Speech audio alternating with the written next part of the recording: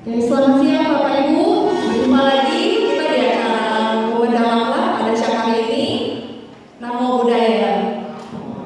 Perkenalkan, nama saya Natalia Serwa. Saya biasa dipanggil Nelly. Saya yang akan membantu memandu acara kita pada siang hari ini kurang lebih selama 2 jam. Nah, cukup ya kita siang hari ini bisa berkumpul kembali bersama Romo Tony Yoyo. Kita akan belajar bagaimana cara memikat hati banyak orang. Nah, sebelum acaranya kita mulai, kita dengarkan dulu pembuka dari PIC acara kita pada siang hari ini, Ibu Diana. Boleh berikan aplaus untuk Ibu Diana? Ibu Diana, silakan naik ke panggung.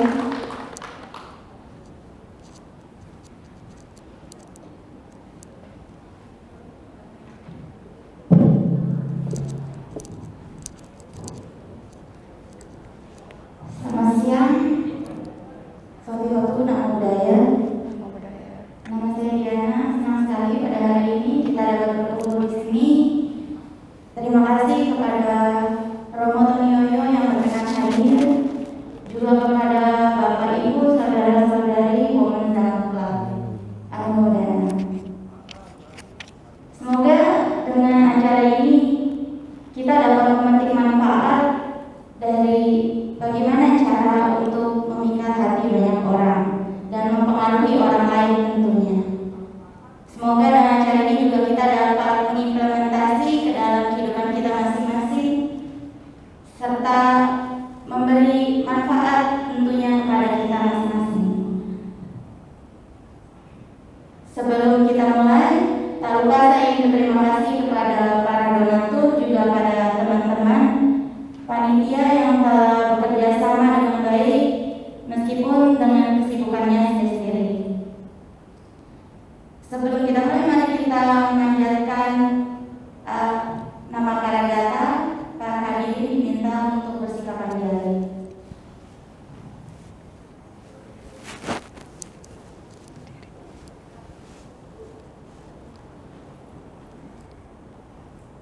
Arahang sama sambuddho bhagawa Buddhang bhagawantam abhiwademi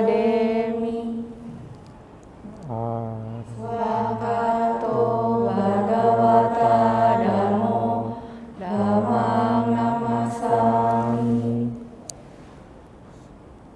Supatipanno bhagavato sawaka sanggo sanghang namami Sabesata bawantu sukitata. Semoga semua makhluk hidup berbahagia. Sadu, sadu, sadu. Boleh duduk kembali. Oke, setelah lama kita langsung mulai lagi acaranya. Saya serahkan kepada moderator. Terima kasih. Thank you Ibu Diana. Boleh berikan aplaus sekali lagi untuk Ibu Diana. Ya Bapak Ibu, Ibu Diana ini dia sambil kerja ya, tapi dia menyempatkan waktu untuk membantu di Wandani. Jadi dia membantu mengkoordinir acara kita pada siang hari ini sehingga bisa terlaksana acara kita. Oke, selanjutnya kita akan tonton video profil pembicara. Silakan.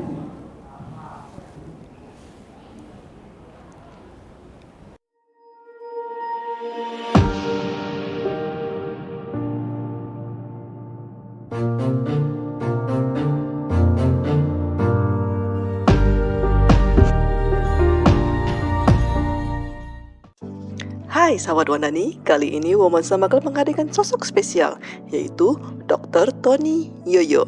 Beliau memiliki lebih dari 20 tahun pengalaman kerja profesional di berbagai perusahaan besar yang bergerak di berbagai industri, seperti penjualan eceran, perdagangan, manufaktur, perkebunan, dan jaringan restoran.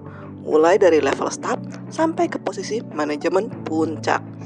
Beliau menyelesaikan pendidikan formal S1 di bidang teknologi pangan, S2 di bidang manajemen keuangan, S2 di bidang teknik industri, dan S3 di bidang manajemen strategik dari berbagai universitas ternama di Indonesia, di mana semuanya diselesaikan dengan predikat cum laude dan hampir selalu menjadi lulusan terbaik. Sertifikasi profesi yang sudah diselesaikan membuatnya berhak untuk menyandang sebutan sebagai Certified Public Speaker, Certified Graphologist, dan Certified Hypnotherapist. Akumulasi pengalaman kerja profesional dan pengetahuan akademik menjadikannya seseorang dengan keahlian dan pengetahuan hard skill di bidang pengadaan, produksi, logistik, rantai pasok, pemasaran, penjualan, dan ekspor-impor. Aspek korporasi yang dikuasai mencakup manajemen strategik, sumber daya manusia, keuangan, dan pemasaran. Selain itu, beliau juga seorang dosen, pembicara publik, penulis, trainer, graphologist, dan hipnoterapis yang sudah dilakoni sejak tahun 2002, menggunakan pendekatan pengajaran dan pembelajaran kontekstual.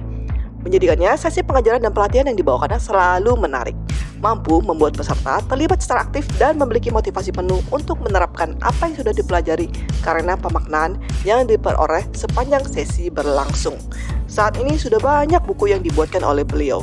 Beberapa judul diantaranya Penerang Kehidupan, Bingkai Refleksi, Unleash the Real You.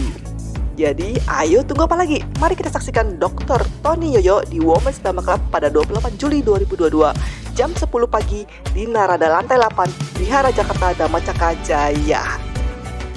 Bapak Ibu ya, pengusaha, dosen, pengarang ya, hipnoterapis juga ya Romo ya. Luar biasa ya, Romo hari ini menyempatkan hadir untuk berbagi ke kita hari ini. Boleh aplausnya untuk Romo Tony Yoyo.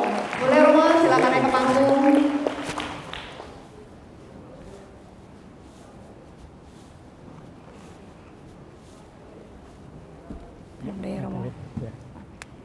Oke, terima kasih Romo. Untuk waktu saya persilakan.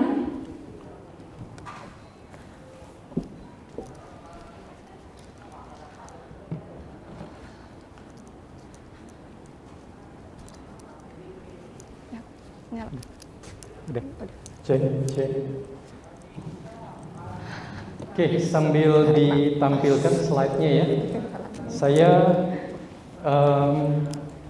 minta izin untuk membuka masker supaya penyampaiannya menjadi lebih leluasa ya, karena kalau tidak napasnya bisa ngos-ngosan nanti ya.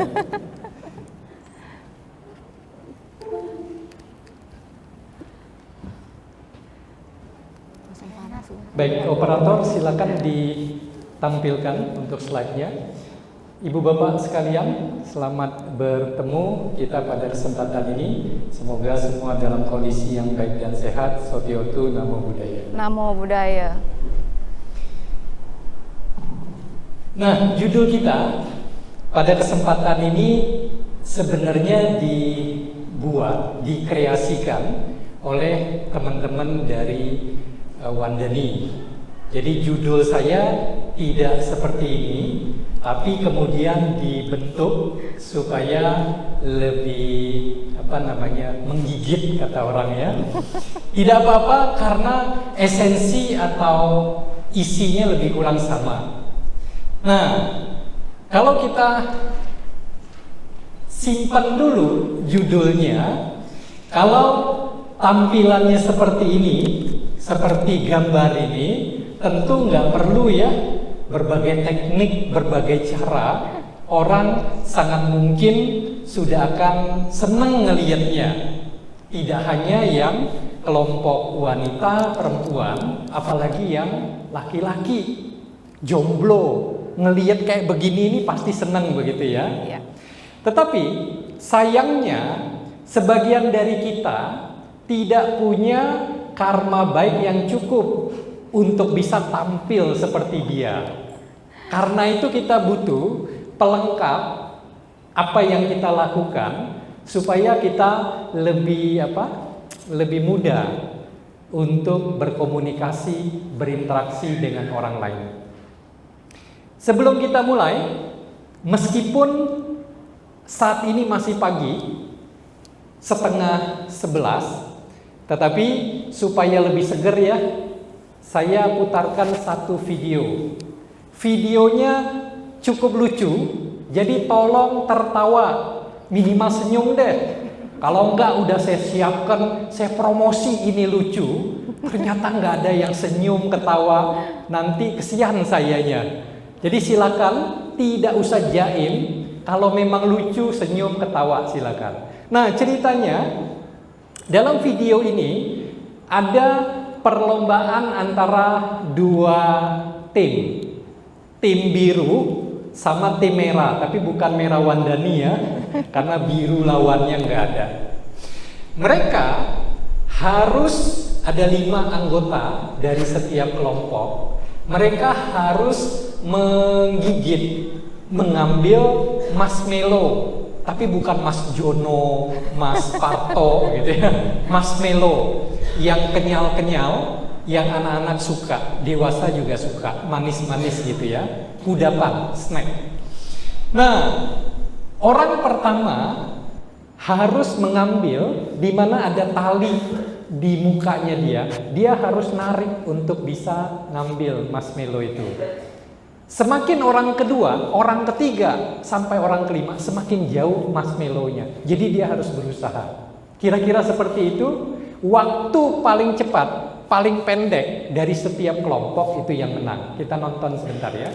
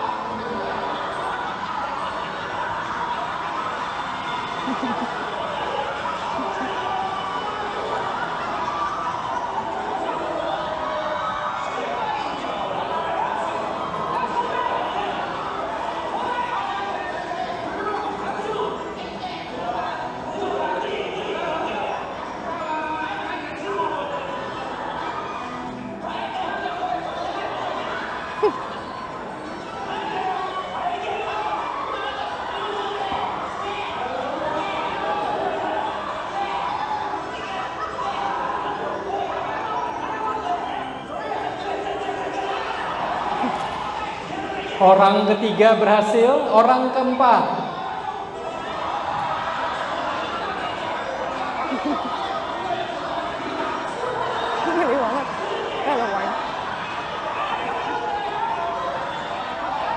Berhasil, orang kelima.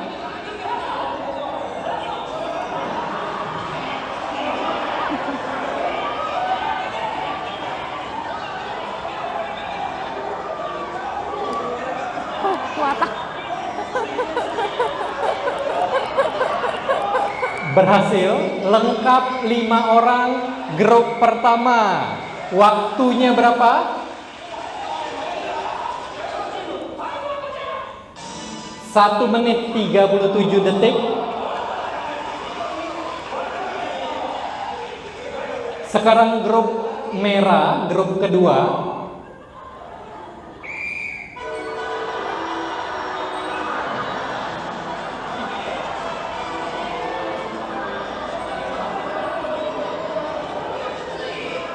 Berhasil, orang kedua.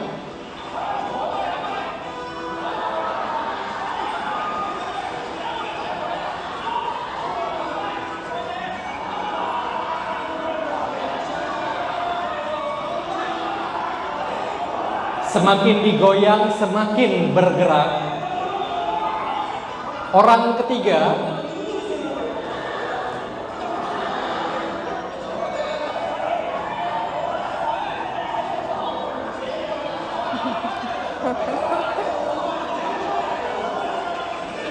Orang keempat.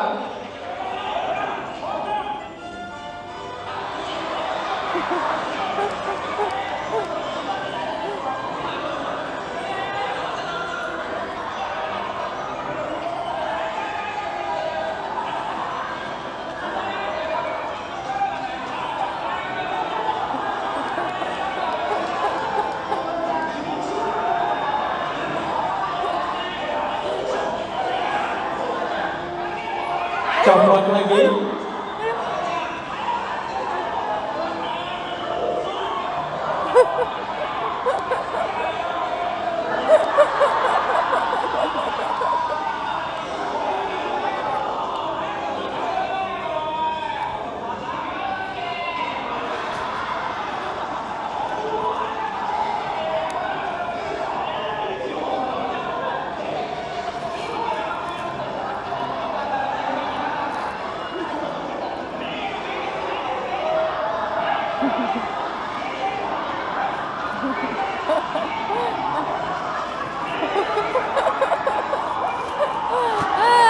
Berhasil. Orang terakhir.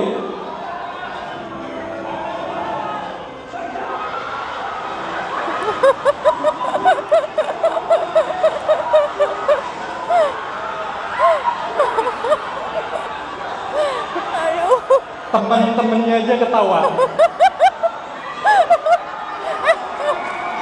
Akhirnya, berapa waktunya?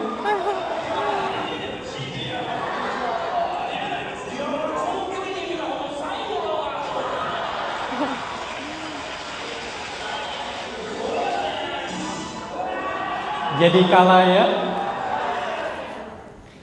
Oke, mudah-mudahan cukup menghibur, tapi yang pasti lebih menghibur daripada pembicaranya ya. Lebih lucu mereka.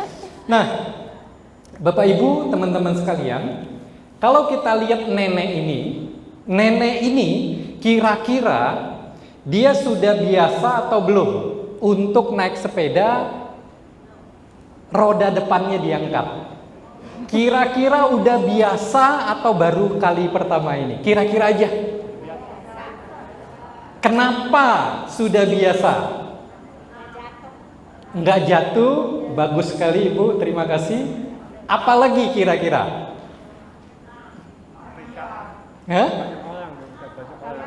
Memikat banyak orang pasti. Coba lihat dari ekspresi wajahnya.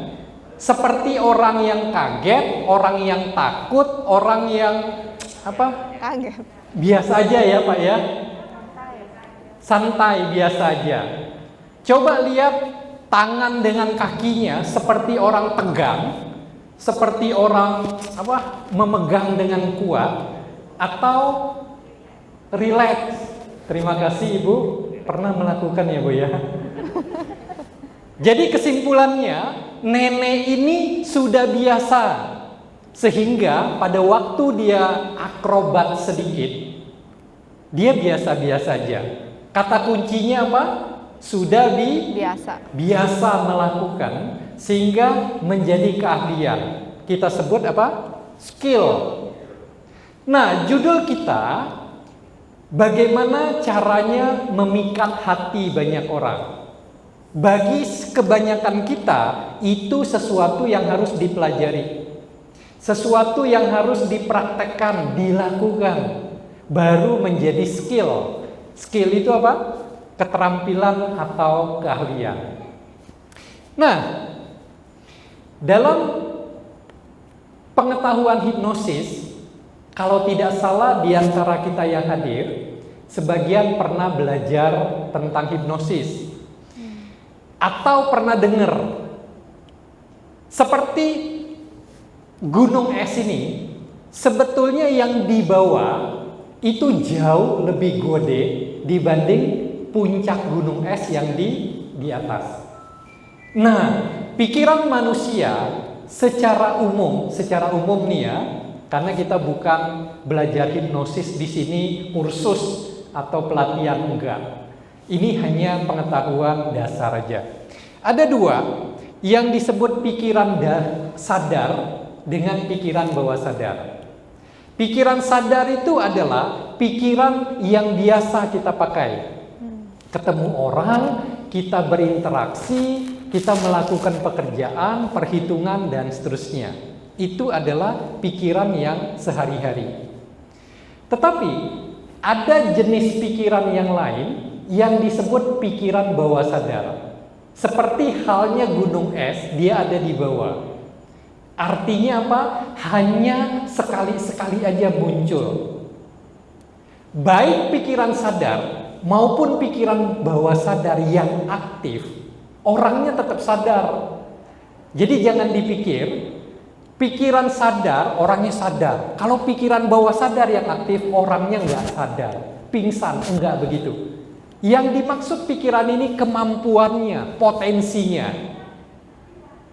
Nah, tidak setiap waktu pikiran sadar itu aktif atau terbuka, sekali-sekali aja.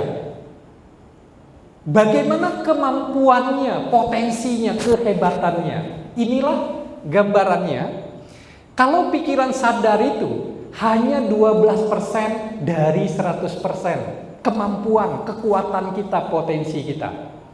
Pikiran bawah sadar itu 88%. Artinya hampir 8 kali loh lebih hebat, lebih kuat. Artinya apa? Kalau teman-teman, ibu bapak sekalian sehari-hari menggunakan kemampuan pikiran bawah sadar sering diaktifkan, maka hasil kerja kita, hasil belajar kita, apapun yang kita lakukan akan meningkat secara drastis. Kabar baiknya, pikiran bawah sadar ini jenis pikiran yang baik. Orang Sunda bilang bager, baik pokoknya, polos, boleh dikata pilon.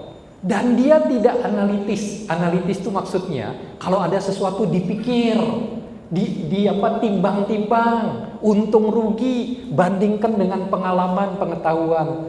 Itu pikiran bawah sadar enggak? Kalau pikiran sadar itu sebaliknya. Pernah ketemu dengan orang baru, kita ajak ngomong apa, ditanggepin. Kita kasih pendapat, dia bantah gitu ya dengan berbagai analisis. Nah, itu berarti dia pakai pikiran sadar. Kalau kita mau berinteraksi, berkomunikasi dengan orang, dan lebih bagus interaksi relasinya, kita harus dengan pikiran bawah sadar. Caranya gimana? Caranya dengan membuat orang lain yang berinteraksi dengan kita nyaman. N-Y-A-M-A-N. Nyaman. Pernahkah ibu bapak, teman-teman sekalian merasa ketemu dengan seseorang lalu berinteraksi kok kayaknya nyaman ya dengan dia ya? Begitu kita nyaman, lebih mudah nggak kita percaya dengan dia? Iya. Pasti lebih mudah. Kita cerita, kita curhat gitu ya, lebih gampang karena kita nyaman. Jadi kuncinya bagaimana kita bisa tanda kutip nih, pinjam istilah penyelenggara, memikat orang lain dengan membuat orang lain nyaman dengan kita. Itu kata kunci yang pertama. Kemudian ada satu cara yang akan bisa kepake dengan siapapun, kapanpun, dimanapun. Kalau teman-teman, ibu bapak, saudara-saudari sekalian pakai, itu pasti akan berlaku. Apakah itu? Jadilah orang yang dapat dipercaya, jadilah orang yang menyenangkan. Kalau kita ketemu orang, kita tahu atau kita merasa dia dapat dipercaya, entah bagaimana feelingnya kita akan lebih mudah, lebih dekat dan seterusnya dengan dia. Yang kedua, kalau pribadi kita menyenangkan, ya tentu saja orang akan senang dengan kita gitu ya. Mau ketemu dengan kita, mau percaya dengan kita, mau mendukung kita. Jadi kata kunci berikutnya apa? Usahakan kita menjadi orang yang dapat dipercaya. Yang kedua, jadilah orang yang menyenangkan. Tentu di antara yang hadir berpikir, kalau kayak gitu aja gampang, ngapain sih ikut Women's Dharma Club gitu ya? Kasih waktu khusus di hari biasa untuk datang. Kok hanya gini aja? Kita juga udah tahu. Entar dulu, tunggu setelah jeda komersial berikut ini. Kita nggak pakai promosi-promosian. Nah, yang pertama, kira-kira nih, jawab dari lubuk hati yang paling dalam, jangan paling dangkal. Anak kecil ini cantik atau enggak sih? Cantik. Biasa aja. Biasa aja ya. Tapi kalau lihat dia secara keseluruhan, kira-kira menyenangkan nggak tampilan dia? Iya, menyenangkan. Enggak cantik, biasa aja. Tapi kalau dilihat keseluruhan kok kayaknya ngegemesin gitu ya. Seneng ngelihat anak kayak gini. Jadi yang pertama, menjadi orang pribadi yang dipercaya menyenangkan, terlihatlah baik. Bayangkan tato mukanya, lehernya tato misalnya. Rambutnya kalau cowok panjang misalnya gitu ya. Kira-kira secara orang ngelihat kayak gimana? Takut. Jadi terlihatlah baik secara penampilan. Itu yang pertama. Nah, tetapi Jangan sampai seperti video berikut ini. Tolong operator dipersiapkan suaranya. Jangan sampai terlalu baik, terlalu bagus penampilannya, jadinya kayak begini. Lagi pacaran, diganggu oleh anjing, dia berusaha mengusir anjing itu dengan cara gimana?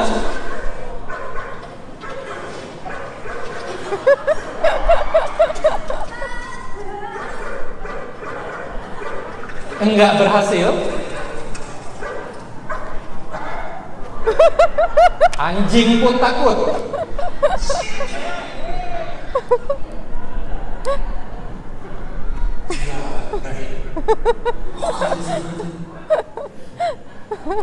Jangan sampai kelihatan terlalu bagus sehingga cowok jadinya kayak cewek.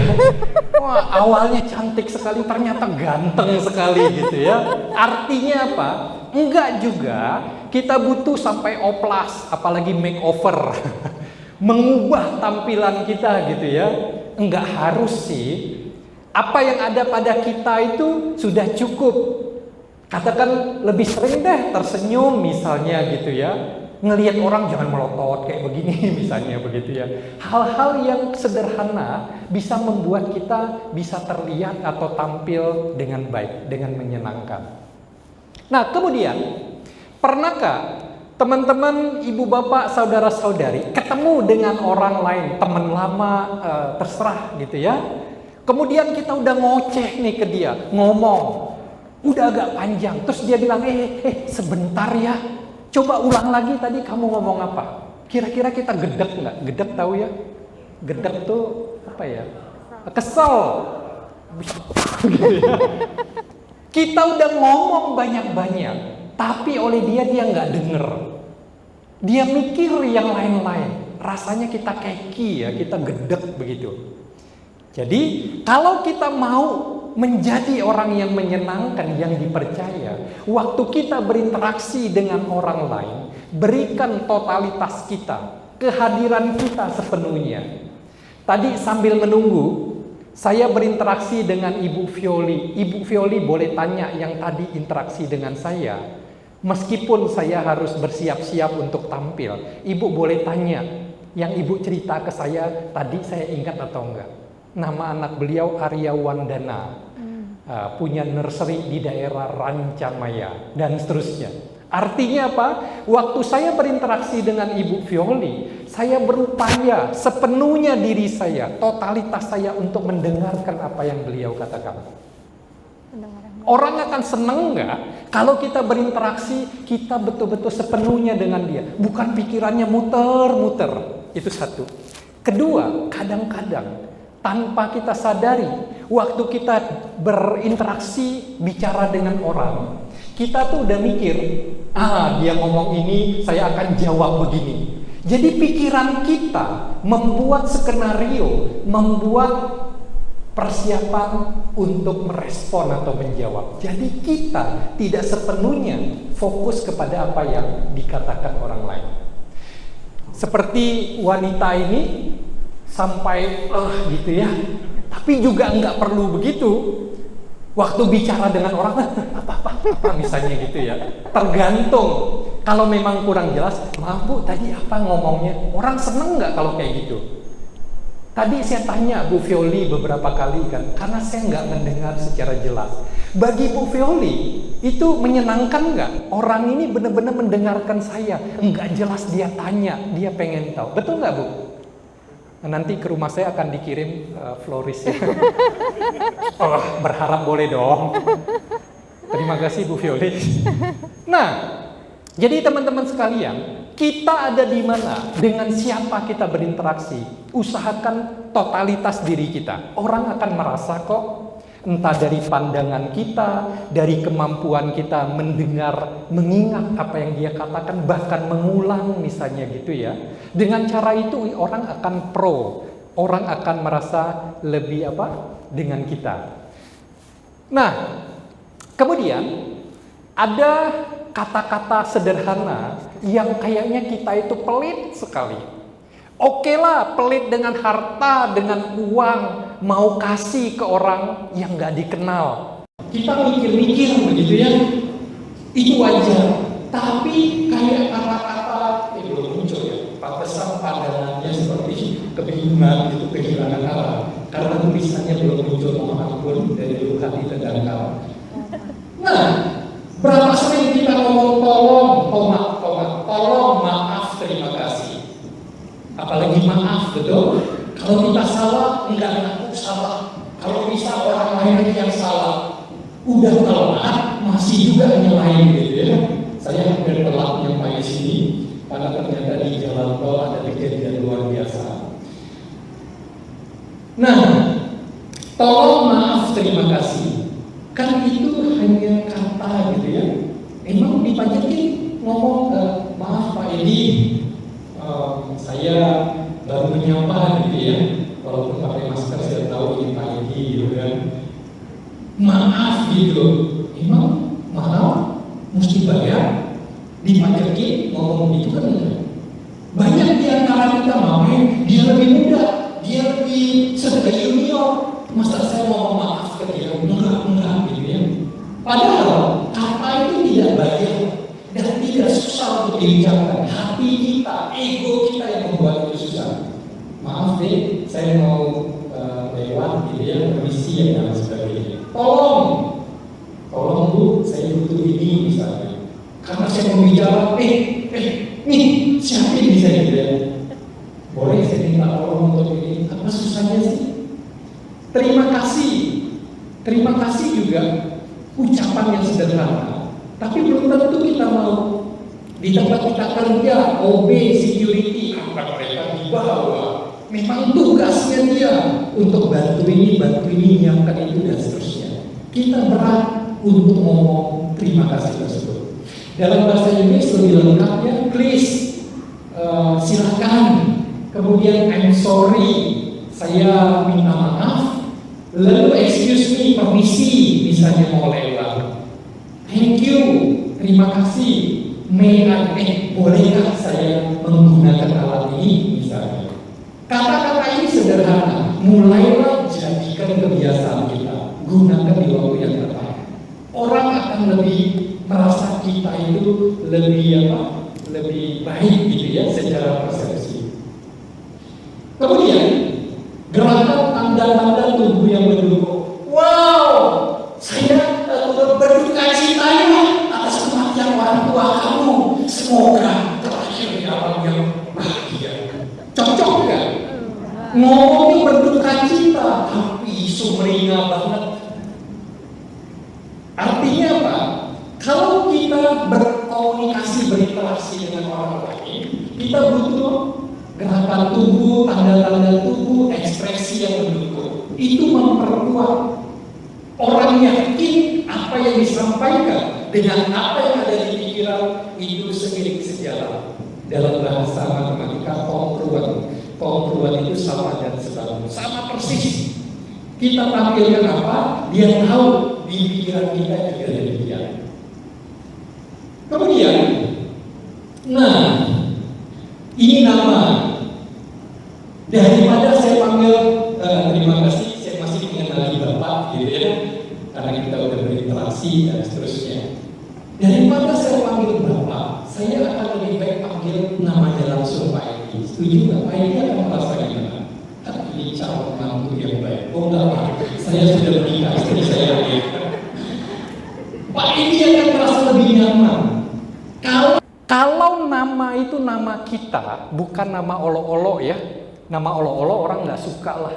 Nama yang benar misalnya, Ci Natali misalnya. Daripada saya panggil Ci atau Ibu atau Sister misalnya, saya sebut nama Anali misalnya. Kan lebih nyaman.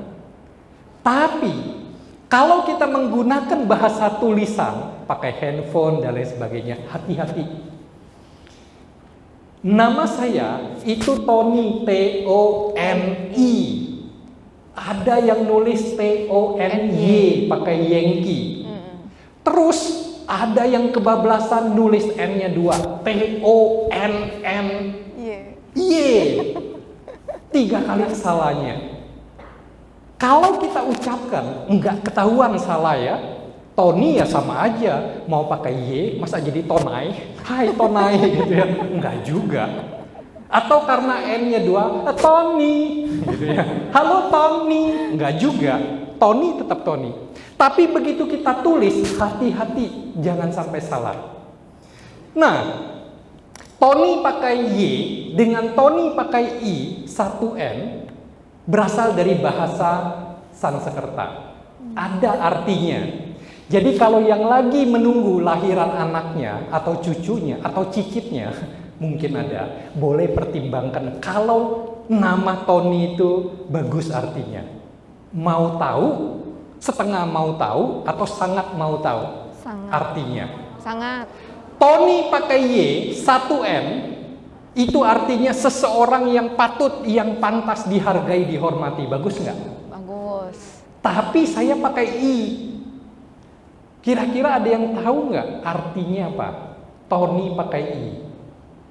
Artinya adalah seseorang yang luar biasa cerdasnya.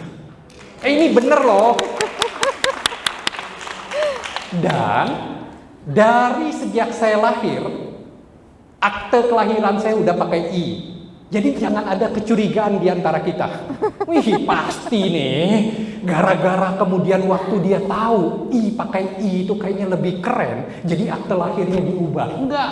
Dari sejak lahir, Yoyo pun juga nama saya. Yoyo ini sering jadi pertanyaan. Marga dari mana tuh Yoyo? Kagak ada. Di Indonesia nggak ada marga Yoyo. Satu ketika 20 tahun yang lalu plus. Kalau 20 tahun yang lalu seseorang dilahirkan umurnya 20. Betul. Umur saya 20, umur Anda juga 20. Plusnya yang beda. Saya 20 plus karena tahun depan 50 tahun. Nah, pada waktu saya lahir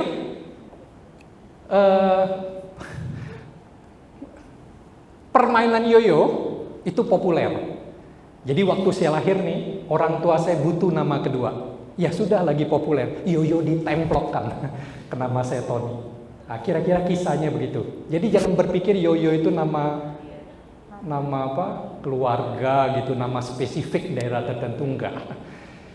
Teman-teman sekalian, kemudian percayakah kita, siapapun orang yang kita temui, siapapun, any person tanpa kecuali, pasti ada sesuatu dong ya yang bisa untuk kita puji. Setuju nggak? Entah rambutnya, entah penampilannya, entah cara bicaranya, entah cara dia bergerak dan seterusnya. Asal jangan kebablasan.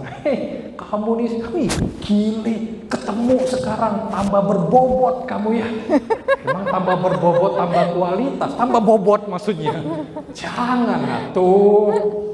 Kan dipuji yang pantas dipuji, bukan mengingatkan. Sekarang kamu rada gelap penampilan kamu ya. Dia pulang, dia bisa beli Baiklin pemutih untuk memutihkan tubuhnya. Hati-hati. Sekarang kamu kok kayaknya lebih gemuk ya. Emang naik berapa kilo? 2 kilo ada? 2 kilo lagi nanya orang gitu ya. Jangan, dia bisa diet. Bukan hanya atasila, betul-betul diet, nggak makan. Jangan. Kata-kata kita, seringkali kita hanya sekedar mengisi pembicaraan gitu ya. Komentar tentang diri dia gitu dan seterusnya. Sekedar mengisi pembicaraan. Tetapi bagi orang tersebut belum tentu loh. Bisa jadi dia menerima itu secara sungguh-sungguh. Oh ya, saya tambah berbobot ya, saya harus kurangin bobot, kan begitu ya. Saya tambah hitam, saya harus putihkan kulit saya dan seterusnya. Pujilah, masa nggak ada sih? Entah rambut, entah kacamata, entah masker sekalipun. Masker kamu warnanya bagus sekali ya, beli di mana? Masker loh, bisa kita puji misalnya gitu ya. Satu ketika saya mengisi di daerah Jawa Barat. Kemudian yang mengundang kepala tertingginya, dia pakai ikat kepala Sunda, bukan belangkon model Jawa. Saya bilang, Bapak, wow bagus sekali ikat kepalanya ya, warnanya sesuai dengan ininya. Itu keluar dari lubuk hati terdalam, bukan terdangkal. Saya puji dia ya, jangan curiga. Terdalam artinya sungguh-sungguh. Bapak bagus sekali ininya, tutup kepalanya gitu ya. Berapa hari kemudian sampai di rumah, buat saya hadiah tutup kepala. Saya bilang boleh juga ya. Nanti kalau ketemu dia, saya akan bilang lagi, misalnya ketemu di parkiran misalnya. Bapak, mobilnya bagus sekali, cocok banget. Bulan depan datang mobil ya. Aduh, bener-bener dah. Asal jangan. Terima kasih tepuk tangannya, itu doa bagi saya tapi belum terjadi. Harapan belum menjadi kenyataan. Asalkan jangan, bapak, istri bapak cantik sekali. Berbahaya kalau itu ya, jangan. Pasti ada sesuatu yang kita bisa lihat dan itu bagus dari orang lain. Pasti ada, percaya saya. Satu atau dua pasti ada. Entah apa yang dikenakan, cara dia bicara, cara dia menjelaskan. Bu Violi, wah ibu boleh ya bisa mendidik, membentuk anak sampai mau berusaha kayak begitu dan seterusnya. Ada aja kok.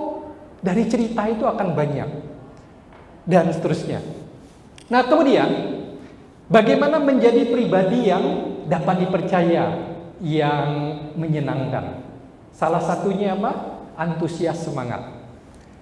Kalau kita ketemu orang, lalu 16L, saya pernah mengumpulkan 16L. Letih, lesu, lemah, lunglai. Zaman tahun 2009 ke bawah, lemot. Ingat? BBM, BB, lemot ya Pak ya? Letoy. Apalagi saya pernah mengumpulkan 16 loh. Letih, lesu, lemah, lunglai, loyo, lemot, letoy, lelah. Wah, banyak loh. Kita ketemu orang seperti itu dengan orang yang lebih bersemangat, merespon, menanggapi, bercerita. Kelihatannya lebih atau rasanya lebih menyenangkan yang antusias, yang bersemangat atau yang diem, kayak lesu begitu. Jadilah kita orang yang bersemangat. Secara umum di berbagai dunia, orang yang menunjukkan semangat, antusiasme, itu akan jauh lebih diterima, lebih menyenangkan dibanding orang yang diam-diam, lemes, enggak merespon, tidak bersemangat dan seterusnya. Nah, kemudian bagaimana menjadi pribadi yang dipercaya menyenangkan? Humor. Tapi humornya janganlah humor yang sarkastik. Sarkastik itu kasar dan menusuk, menyerang orang tertentu. Berceritalah tentang hal lain yang mungkin tidak ada hubungan dengan orang yang kita bicara, kita cerita humor itu. Ibu bapak, saudara-saudari sekalian, yuk coba respon saya. Secara umum Anda itu lebih senang dengan orang yang rendah hati atau tinggi hati? Bapak lebih senang orang tinggi hati atau rendah hati, Pak? Rendah dong. Rendah hati ya. Rendah hati itu kira-kira seperti apa orangnya, Pak? Kalau disebut rendah hati? Mau profil, mau bergaul dengan yang bawahnya. Oke, bagus sekali. Setuju, teman-teman, Bapak Ibu sekalian? Orang low profile, humble gitu ya. Tapi kalau saya nggak serak. Orang tinggi hati saya nggak serak, orang rendah hati juga saya nggak serak, Pak. Kenapa? Kalau seseorang itu tinggi hati atau orang itu rendah hati, berarti hatinya tidak terletak di tempat yang sesungguhnya, yang benar. Hati itu harus ya kira-kira di sinilah.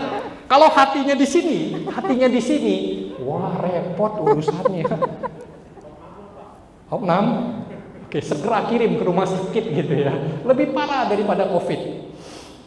Nah, hal-hal kayak gini kadang-kadang bisa sih humor-humor ringan kayak gitu.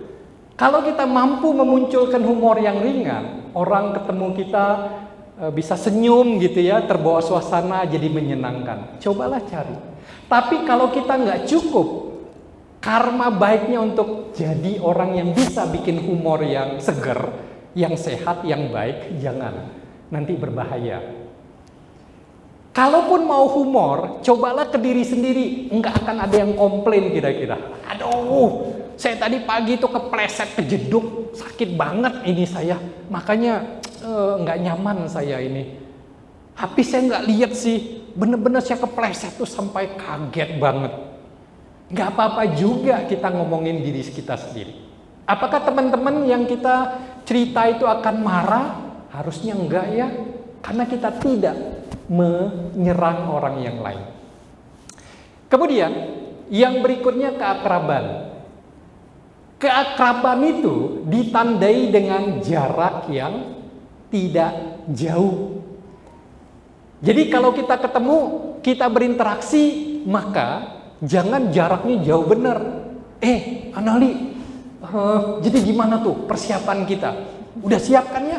Jadi MC, jadi host? Ya oke lah, sekarang masih pandemi. Jaga jarak. Walaupun katanya sudah sedikit lebih baik dari sebelumnya, kan jaga jarak. Tapi secara umum, kalau kita berinteraksi dengan orang lain, kita jaga jarak. Kira-kira kayak gimana persepsinya? Orang ini sombong. Orang ini gimana, dan seterusnya. Keakraban itu ya kita ambil posisi jarak yang cukup gitu ya. Menunjukkan kita itu percaya, kita itu yakin kepada dia. Keakraban.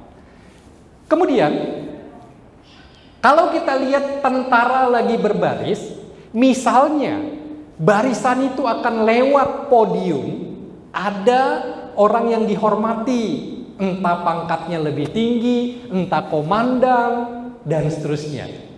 Biasanya mereka akan memberikan hormat, yang lain itu menghadap ke podium, tetapi ada kontrol satu orang yang akan ada di kanan atau di kiri, tergantung ya podiumnya ada di mana. Kontrol ini tetap jalan lurus begitu, dia tidak ngelihat begini, tapi yang lainnya harus melihat seperti mereka. Berarti podiumnya ada sebelah kanan, karena yang lain melihat. Kontrolnya yang depan ini supaya dia nggak miring-miring jalannya. Nah, inilah yang dikatakan selaras. Kalau kita berinteraksi dengan orang lain, selaraslah. Kalau dia lagi ngomong apa gitu ya, jangan tiba-tiba, aduh nggak menyenangkan, nggak menarik omongan kamu. Nih, saya punya omongan yang lebih menarik, lebih hebat, gosipnya lebih hot, misalnya begitu ya. Jangan kita langsung mengubah seperti itu, selaraskan dulu. Baru ada kesempatan kita mungkin mengalihkan ke topik yang lain. Selaraskan dulu dengan dia, orang akan merasa nyaman. Kalau dia nyaman, lebih gampang dia untuk percaya, dekat kepada kita. Setuju? Kemudian yang terakhir, ada yang disebut dengan matching dan mirroring. Matching itu dalam bahasa Indonesia kita katakan mengepaskan, pas. Kalau mirroring itu seperti kaca, bayangan kaca. Beda nggak kira-kira? Beda nggak kira-kira? Mengepaskan dengan bercermin. Contohnya kayak gimana? Bapak punya ide?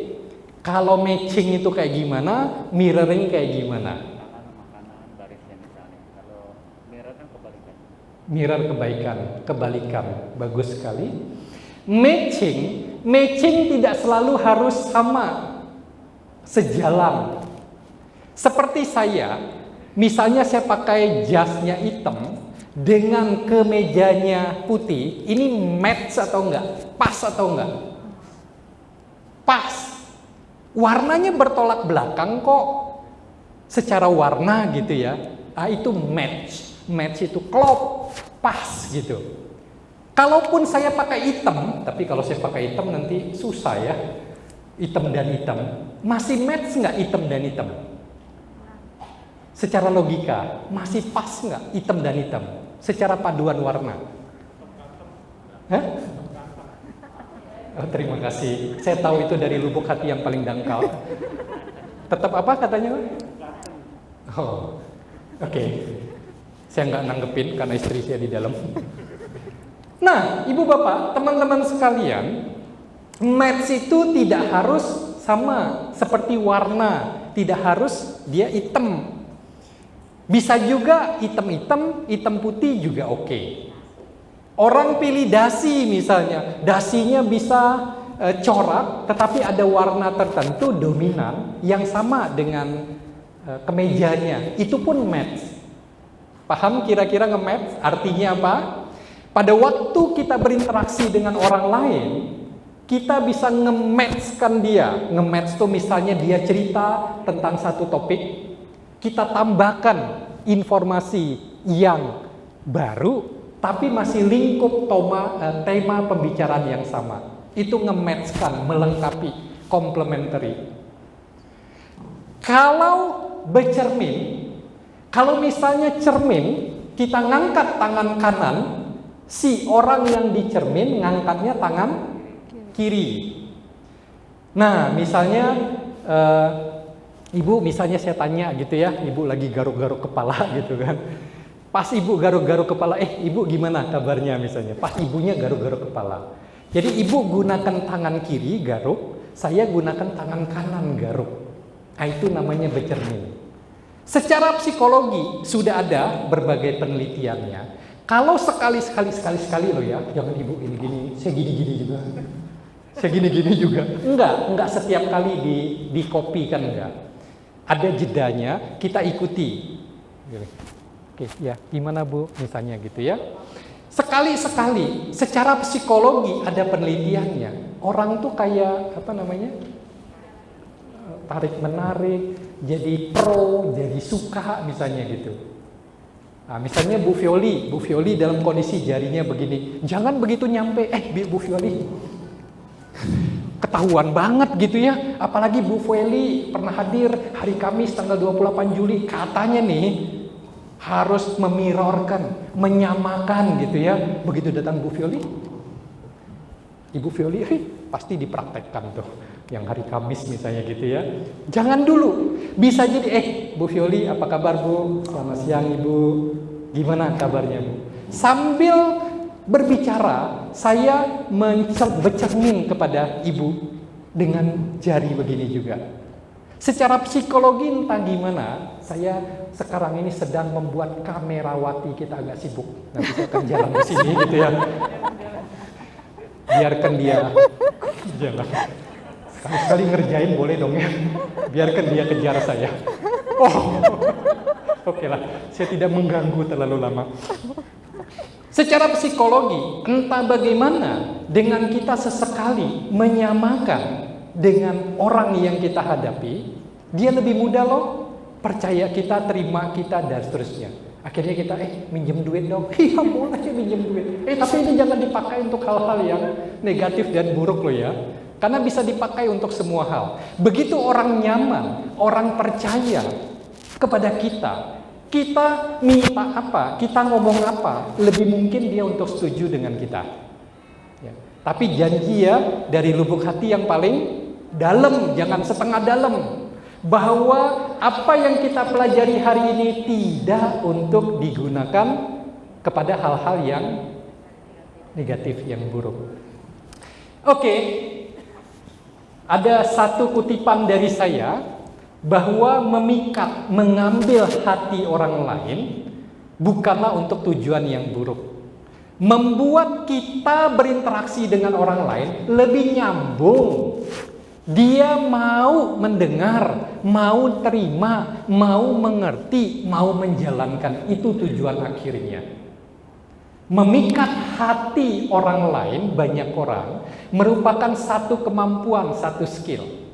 Kebanyakan dari kita tidak punya kemampuan ini secara bawaan, lahir.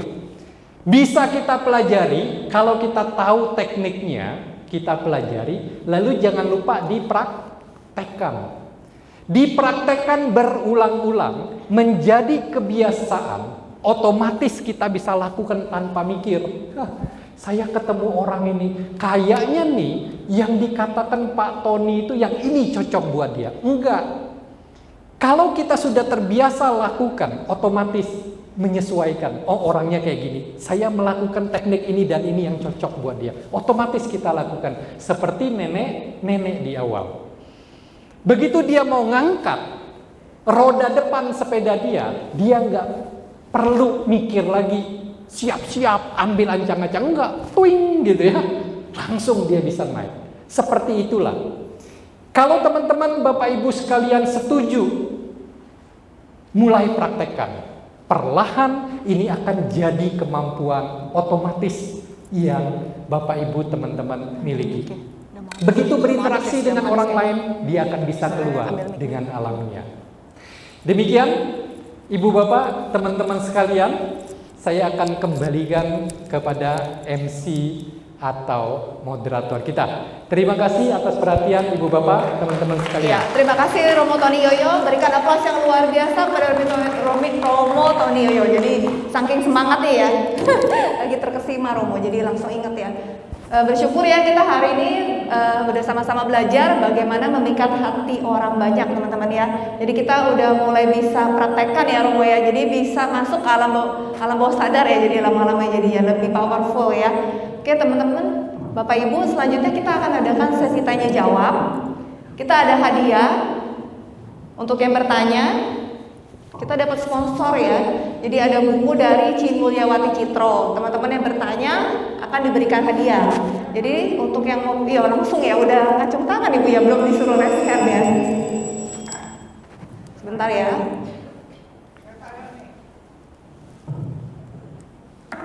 Diana yang bantu ya. Thank you, Di.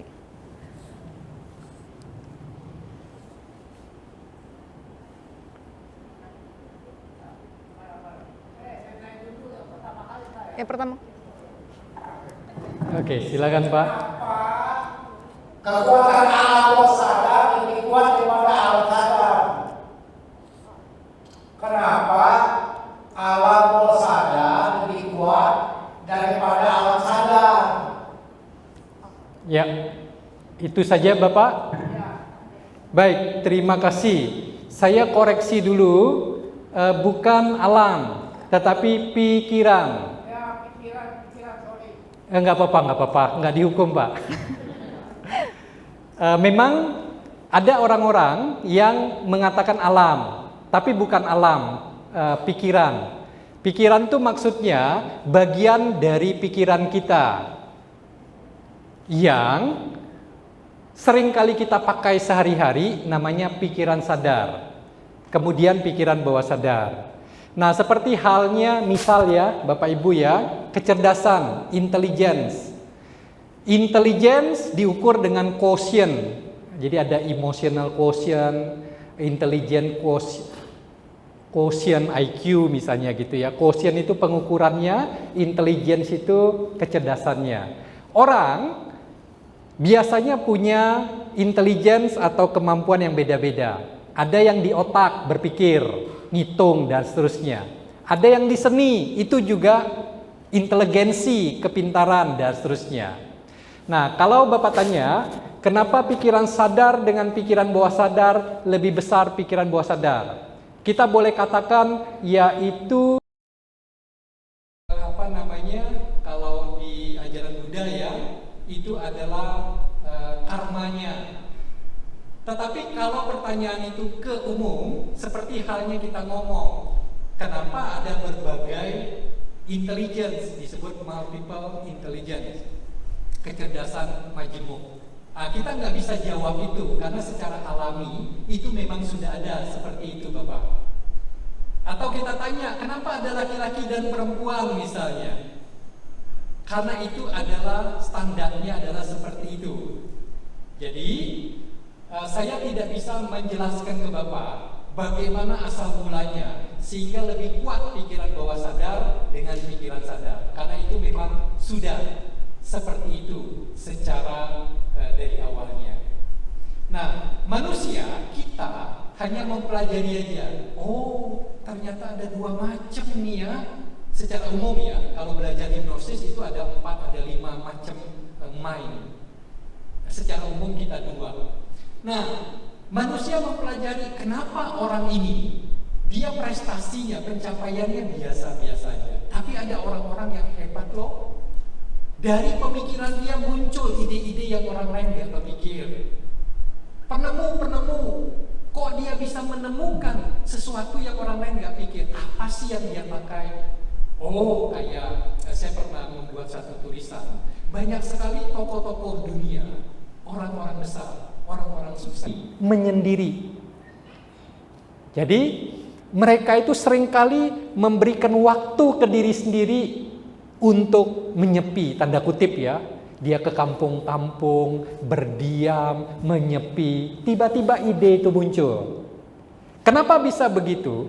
Salah satu teknik untuk membuka pikiran bawah sadar, salah satu teknik adalah relaksasi.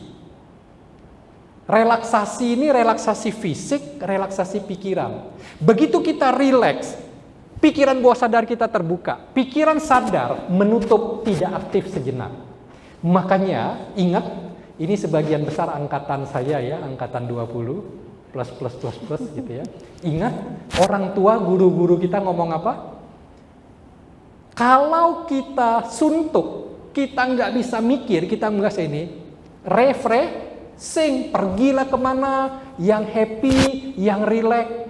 Sebenarnya tanpa sadar, orang-orang tua zaman dulu, meskipun tidak bilang itu teknik hipnosis, entah bagaimana mereka tahu. Pada waktu seseorang merasa nyantai, merasa rileks tanpa tegangan, rileks itu sebetulnya pikiran bawah sadarnya terbuka. Karena pikiran bawah sadar itu sangat pintar, sangat hebat, hampir 8 kali lebih hebat dari pikiran sadar. Dia bisa memunculkan berbagai ide dan lain sebagainya. Karena itu, kalau Bapak Ibu satu ketika ketemu dengan teman SD, ketemu gitu ya, kira-kira masih ingat nggak? Kecuali yang jahat, yang jahil, yang nakal. Secara umum, Bapak Ibu ingat nggak teman-teman SD-nya? Yang biasa-biasa aja. Lupa kan? Semakin Bapak Ibu coba mengingat, semakin nggak terpikir. Karena kita menggunakan pikiran sadar kita. Siapa nih ya dia? Waduh, penasaran banget.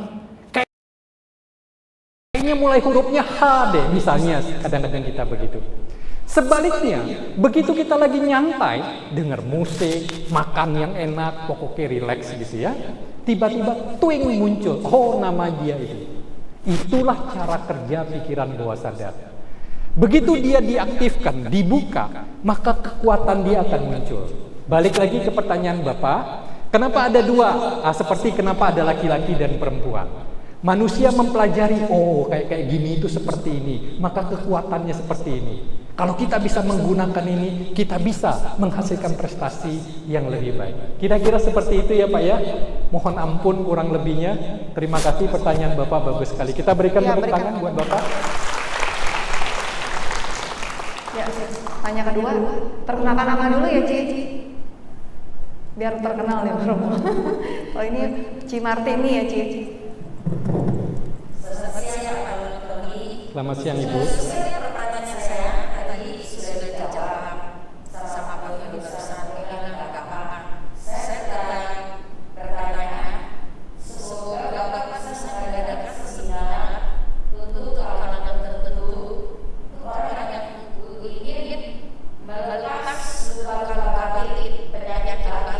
Ya.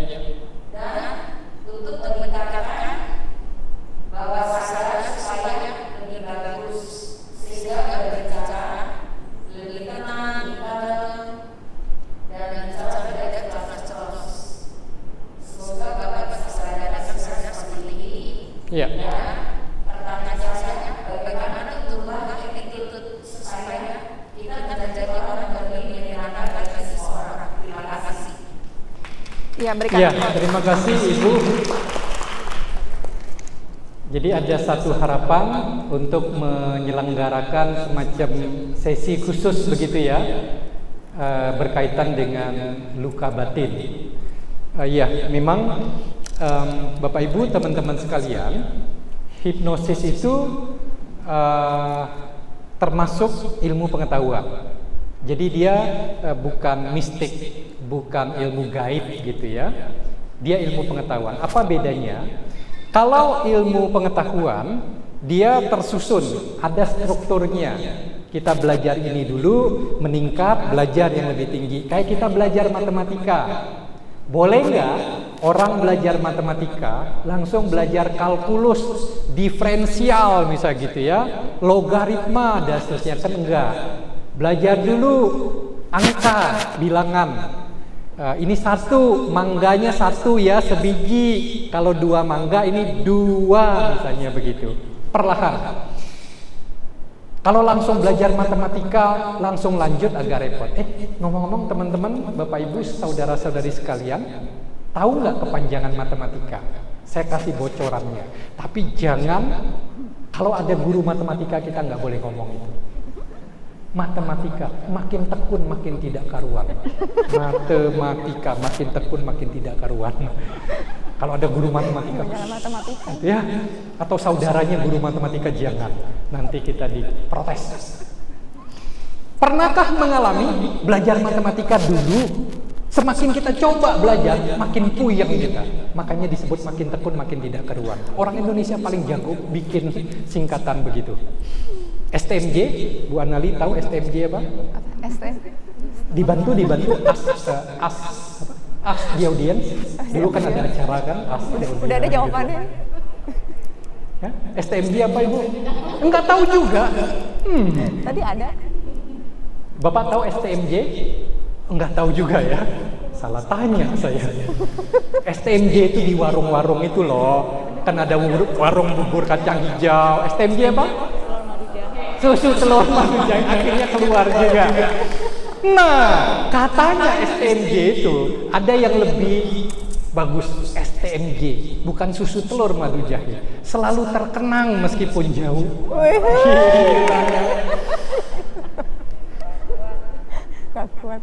Orang kita itu jago-jago kalau bikin itu. Ngomong-ngomong tentang itu ya, ada Coca-Cola, Coca-Cola. Tahu Coca-Cola? Tahu nggak kepanjangannya apa?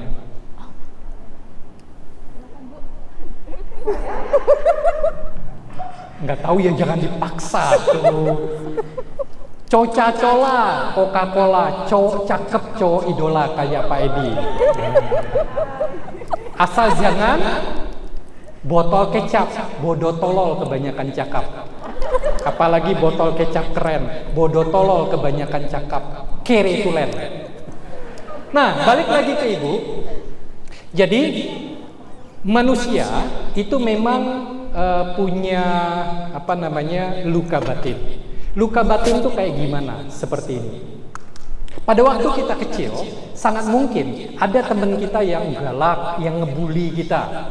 Sangat mungkin ya, kita marah. Tapi kita nggak bisa mengekspresikan, meluapkan kepada dia.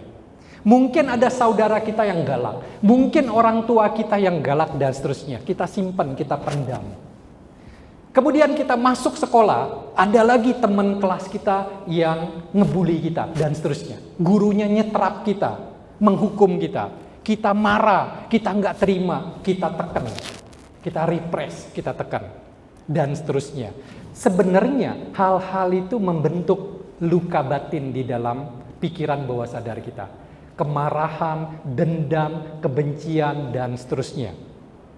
Makanya di antara kita, pernahkah Bapak Ibu merasa atau pernah dengar orang ini nggak pede ketemu orang banyak, mau keluar sepertinya dia merasa gugup, deg-degan dan seterusnya, dia nggak tahu masalahnya apa. Itu pertanda di pikiran bawah sadar ada hal-hal yang dia pendam yang negatif. Semakin banyak, semakin dia mau keluar, semakin bentuknya diri kita ini aneh-aneh. Pernah memasak air ditutup? Kalau itu mulai mendidih, semakin dia mendidih, tutupnya kayak gimana? Bisa goyang-goyang kan, terbawa uap panasnya itu. Semakin orang itu punya luka batin yang banyak, semakin mungkin dia muncul hal-hal yang aneh-aneh. Sedikit aja dia bisa marah, bisa berantem, bisa tempeleng orang dan seterusnya. Itu mungkin luka batin. Jangan berpikir orang yang kita lihat kalem banget gitu ya, pede banget, belum tentu. Kenapa? Karena luka batin itu sejak kita kecil. Kalau menurut ajaran Buddha, bahkan kehidupan-kehidupan yang lalu, memorinya itu tersimpan di pikiran bawah sadar. Makanya nggak herannya pernah dengar ya, dia takut air. Ternyata waktu di hipnosis, dia meninggalnya dulu karena kelelep di air. Begitu air kehidupan sekarang, dia kayak ada sesuatu yang membuat dia takut. Dia nggak bisa jelaskan kok. Setuju Ibu? Banyak di antara kita yang memendam. Bukan 1, 2, mungkin kita semua ada luka batin. Semakin kita bisa mengeluarkan, menyelesaikan luka batin, semakin kita merasa ringan. Entah gimana kita oke-oke, mau pergi kemana, mau ketemu siapa, kayaknya nggak ada halangan apa-apa. Itu mengindikasikan kita tidak terlalu bermasalah dengan pikiran bawah sadar kita. Apakah saya atau enggak? Silakan aja Bu. Ilmu hipnosis itu adalah ilmu pengetahuan. Dia ada sistematikanya, bisa dipelajari. Orang mau belajar, siapapun dia mau praktekkan, dia bisa punya penguasaan. Itu kayak dokter. Dokter itu silakan aja orang mau belajar. Belajar, memahami, mempraktekkan, jadi terampil seorang dokter. Hipnosis itu ilmu pengetahuan. Jadi kalau di Amerika itu ini sekali, berkembang sekali. Kemudian, tadi pertanyaan Ibu yang kedua tentang apa? Masih pikiran ya? Bisa diulang supaya saya tidak salah merespon Ibu? Menyembuhkan penyakit alam bawah sadar. Bagaimana caranya? Mungkin harus meditasi. Meditasi kan tidak semua orang bisa melakukan meditasi. Atau seminar gitu supaya kita bisa berubah attitude kita. Attitude ya? Supaya kita tuh kalau ketemu orang, kita jadi tidak bicara sembarangan, tidak bicara ceplos-ceplos. Kita bisa ngerek apa yang harus kita bicarakan dan apa yang tidak boleh kita bicarakan. Oke, baik Bu. Terima kasih. Ya, ada dua hal ya. Saya akan merespon secara berbeda. Jadi meditasi itu kan sebenarnya kita bicara meditasi yang samatha ya. Itu kan kita berfokus kepada satu objek. Samatha bhavana hasilnya adalah fokus, konsentrasi, dan ketenangan. Oke, kita bicara samatha. Kalau di-extend, diperlebar, maka praktek meditasi samatha itu adalah yang kita sebut hidup meditatif setiap hari. Sepanjang kehidupan kita, dari jam ke jam, detik ke detik, kita hidup meditatif. Artinya apa? Memberikan perhatian kita sepenuhnya dengan apapun yang sedang kita lakukan, yang sedang kita hadapi. Intinya seperti itu. Nah, kalau Ibu katakan atau bertanya, gimana supaya kita nggak merespon orang, wah gitu ya, lalu kita nyesal, kenapa sih saya begitu responsif emosional? Kalau kita memberikan perhatian dengan baik, memperhatikan keliling, memperhatikan diri kita, biasanya kontrol diri kita akan meningkat. Orang yang merespon secara langsung, tiba-tiba, meledak-ledak, biasanya kemudian menyesal. Kenapa saya nggak bisa ngontrol diri saya? Kenapa sadar diri saya kurang? Jadi, meditasi, kalau kita latih, kita praktekkan, akan membuat kesadaran kita, fokus kita meningkat. Saya cukup sering mengatakan, seseorang praktisi meditasi yang kualitas meditasinya sudah meningkat, biasanya dia mampu satu, mengenali, lah kenapa pikiran saya ini buruk misalnya, kenapa saya merespon seperti itu, dia mengenali. Kedua, orang dengan kualitas meditasi yang sudah meningkat, dia mampu untuk nge-cut, memotong, menyetop. Enggak boleh saya berpikir buruk, enggak boleh saya merespon. Ketiga, orang dengan kualitas meditasi yang sudah meningkat, dia bisa nge-switch. Nge-switch itu memindahkan. Oke, saya enggak boleh berpikir buruk kayak gitu. Cut, saya pindahkan pikiran saya yang baik. Atau saya nggak boleh orang ngomong apa responnya juga buruk gitu ya. Mengenali, lalu nge-cut, lalu nge-switch. Switchnya apa? Mungkin dia diam. Dia bisa lebih nahan diri. Jadi Ibu, secara pengetahuan ajaran Buddha, meditasi bisa nggak bantu? Bisa. Tapi butuh waktu, butuh proses untuk dipraktekkan. Kita berlatih meditasi, samatha dalam hal ini dipraktekkan kehidupan sehari-hari dalam bentuk berfokus sepenuhnya terhadap apa yang kita hadapi, apa yang kita ini. Kemudian, attitude itu secara definisi itu seringkali orang keliru menafsirkan. Attitude itu adalah sikap, lalu ada behavior. Behavior itu perilaku, tingkah laku. Yang bisa kita lihat adalah perilaku. Kalau dalam ilmu psikologi, perilaku itu sebagai cerminan attitude. Contoh, kalau misalnya seseorang menemukan dompet, isinya duit yang banyak, lalu dia berupaya untuk mengembalikan. Mungkin ada alamat, mungkin ada kartu nama, nanti saya coba untuk hubungi, mengembalikan. Atau saya kasih ke pihak berwenang, supaya mereka yang mengembalikan. Misalnya gitu ya. Itu perilakunya dia, apa yang dia lakukan, ketemu, dia kembalikan. Artinya orang ini jujur atau enggak? Nah, perilaku ini mencerminkan sikap atau attitude. Sikap orang tersebut terhadap kejujuran adalah tinggi. Kejujuran itu baik sekali, tinggi sekali. Itu sikapnya dia. Jadi kita menilai menilai sikap atau attitude seseorang itu tidak bisa langsung. Biasanya lewat perilaku. Nah, tapi oke lah. Kalau ibu tanyakan bagaimana sikap, gitu ya. Sikap itu menurut ilmu psikologi sudah terbentuk lama sekali. Karena terbentuknya lama, dalam waktu yang lama, dalam proses yang panjang, maka untuk mengubah juga nggak gampang. Bagaimana cara mengubahnya? Tentu orang itu harus tahu dulu. Kalau attitude-nya buruk, perilaku dia akan buruk. Kalau perilaku dia buruk, nanti efek negatifnya apa? Dia harus sadar dulu. Kemudian dia mau mengubah. Dia lakukan. Oh, pada waktu saya berhadapan dengan ini, kepengen sih duit di dompet itu yang banyak saya pakai, saya lagi ada kebutuhan. Oh jangan itu nggak baik. Nanti orang nggak percaya dan seterusnya. Oke, saya ubah. Sekali dia mencoba mengubah. Nah itu harus diulang-ulang. Baru attitude yang tadi bisa diubah. Pertanyaannya gampang apa enggak? Enggak gampang. Susah karena memang terbentuknya sudah lama. Tapi saya setuju dengan ibu ya. Saya pernah dulu waktu masih muda, sekarang juga masih muda. Pernah diinterview di salah satu grup perusahaan besar di Indonesia, konglomerat. Mereka bilang, kami lebih suka calon karyawan dengan attitude yang bagus dibandingkan yang pintar. Masuk akal. Kalau dia pintar, attitude-nya buruk, dia bisa nyolong, punya perusahaan saking pintarnya, dia bungkus supaya nggak ketahuan. Kalau dia attitude-nya bagus tentang kejujuran, tanggung jawab, komitmen dan seterusnya, untuk diajari supaya dia pintar lebih gampang. Oke, kemudian jawaban berikutnya secara hipnosis, Bu. Attitude itu bisa diubah. Gitu ya. Bagaimana tekniknya? Bocorannya kira-kira kayak gini. Biasanya kita mulai dari semacam simptom. Simptom itu yang muncul, yang kelihatan.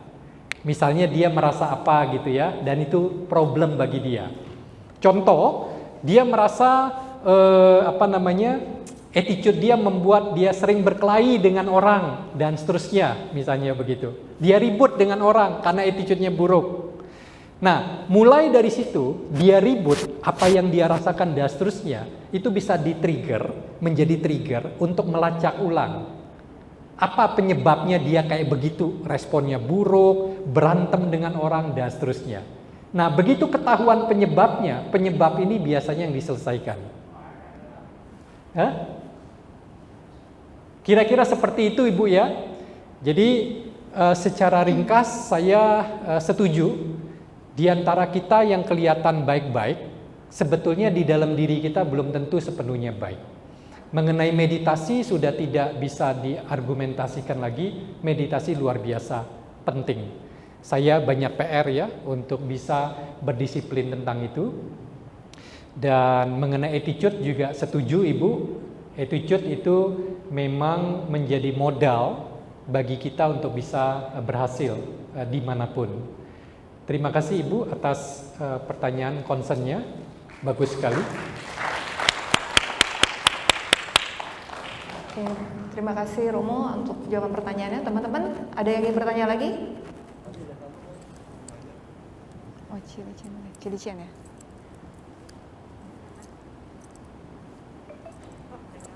Perkenalkan diri dulu, Ci. Silakan Ibu.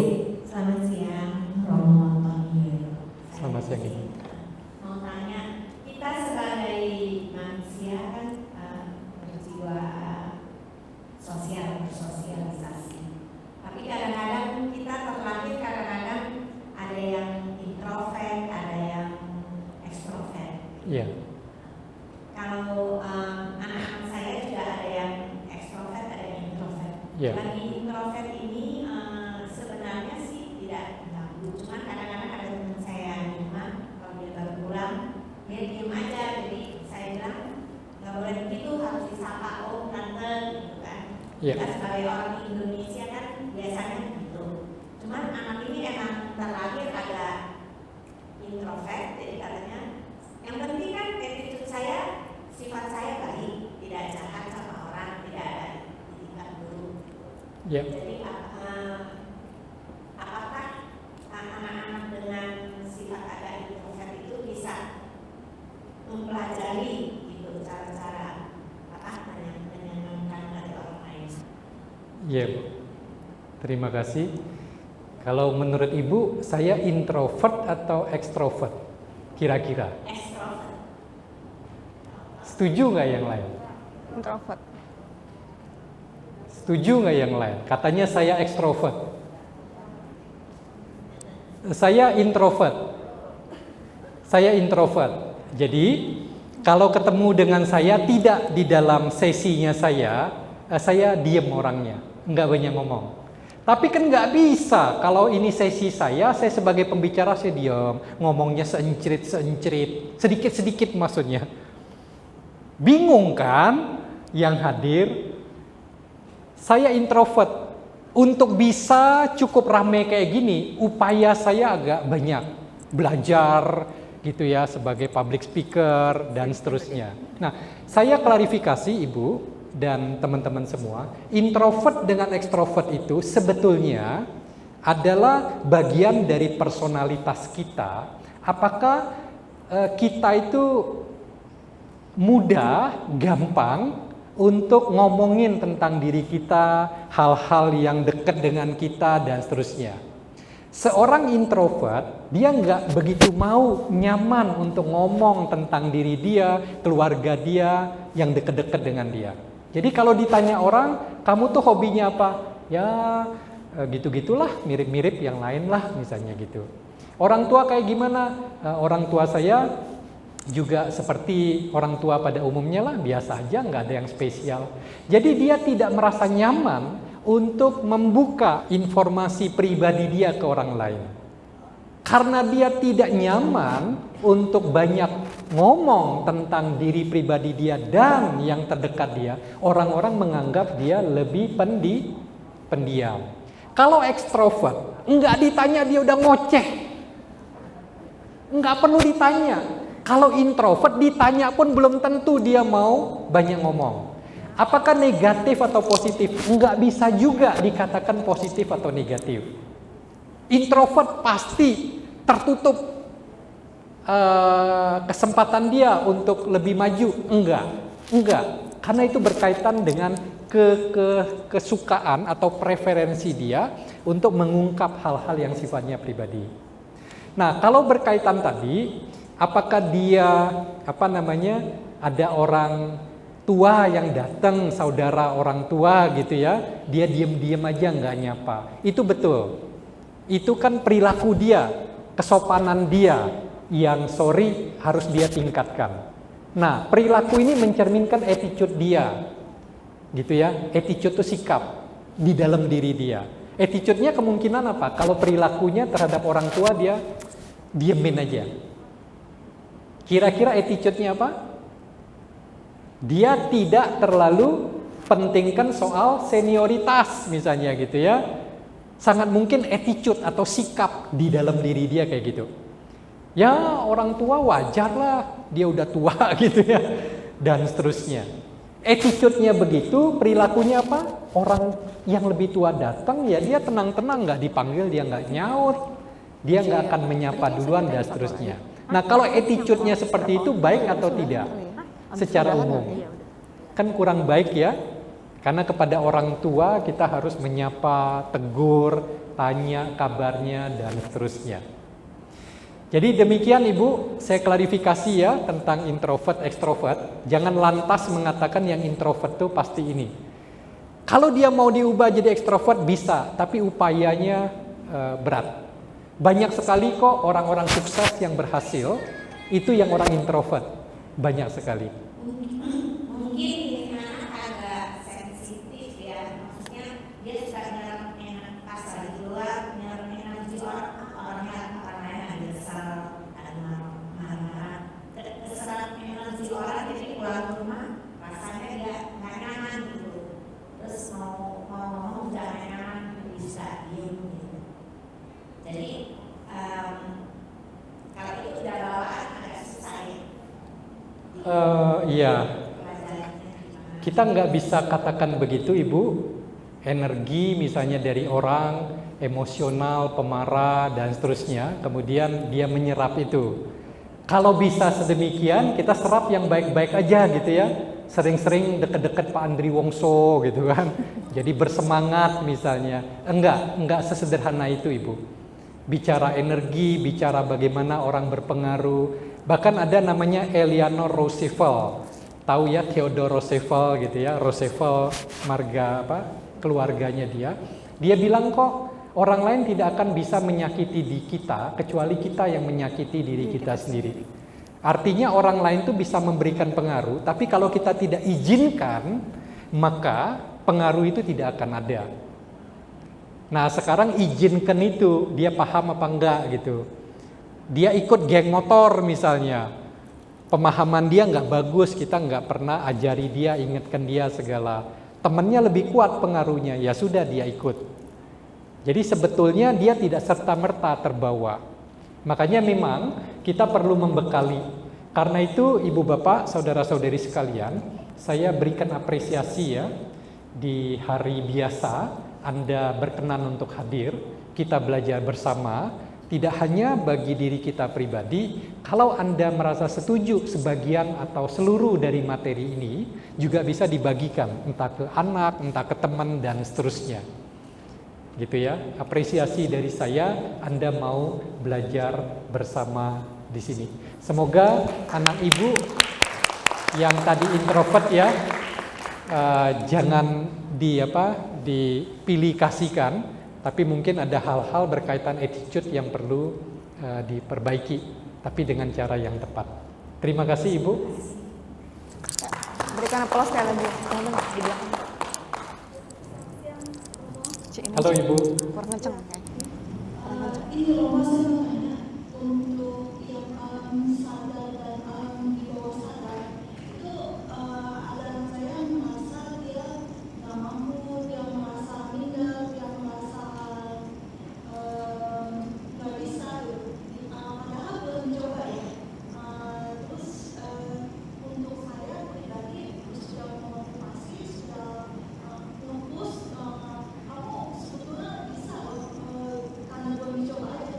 Nah itu bisa disambungkan dengan hipnoterapi kayak. Nah kalau bisa hipnoterapi mana ya yang bisa mengubah mindset anak yang tadinya misalnya tadi dia merasa minder nggak bisa, jadi ubah mindset dia lebih baik.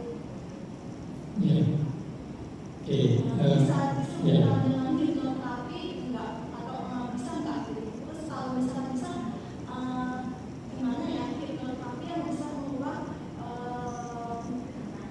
motivasi anak tuh bisa lebih baik gitu. Dia tuh punya kemampuan. Oke, baik. Kita udah dengar ya pertanyaan dari Ibu siapa Pak tadi yang belum ketemu.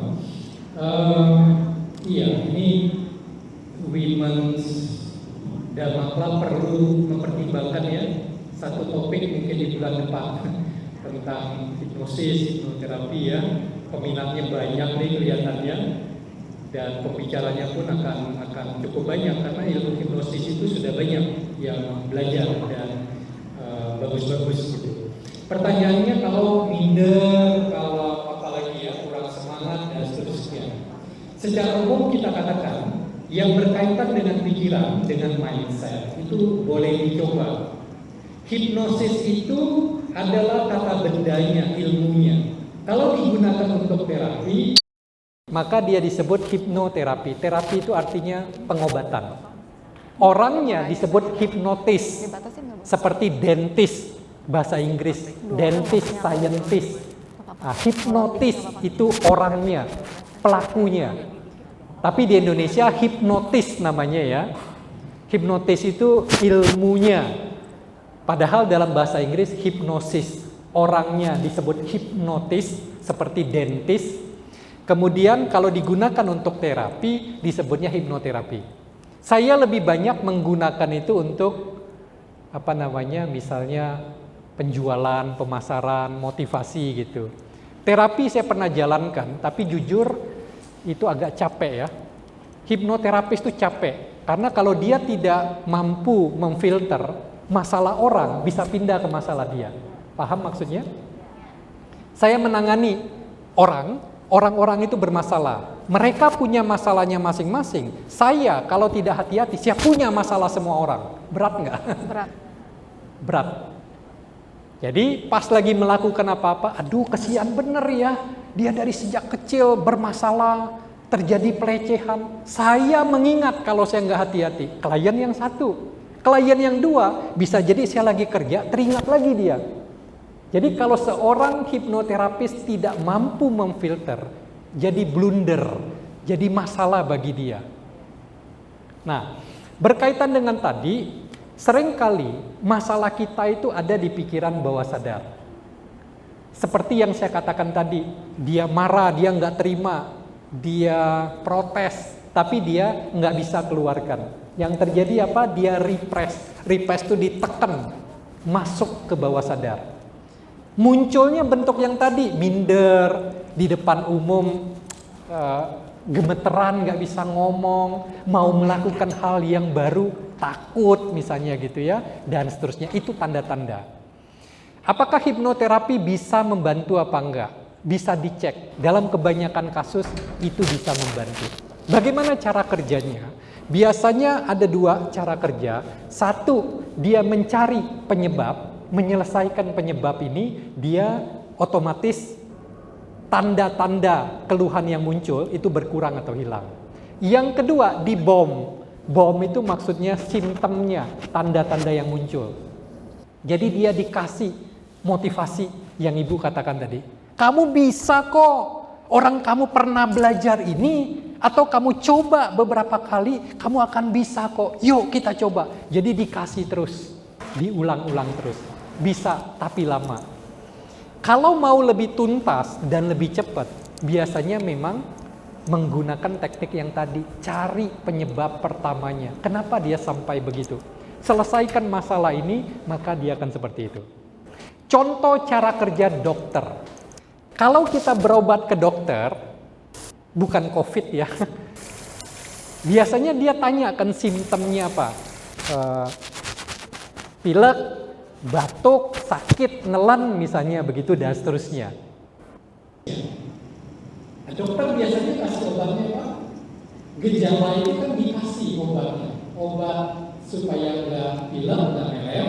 Kemudian obat batuk dikasih dan seterusnya. Simptomnya, tanda-tandanya diselesaikan. Tetapi ada lagi, wah ini karena bakteri, ini karena virus, kita kasih utamanya.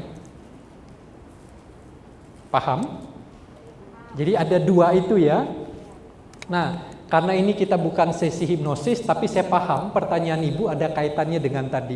Kalau dia orangnya minderan, orangnya penakut, orangnya mau berinteraksi dengan orang lain dia nggak berani, bagaimana mungkin dia bisa jadi orang yang dipercaya dan menyenangkan?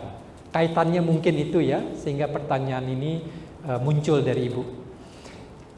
Patut kalau itu anak ibu atau keponakan dan sebagainya patut dicoba. Karena kesian kan, seorang anak misalnya ya, masa depannya masih panjang, tapi diri dia seperti itu, perkembangan dia akan terbatas.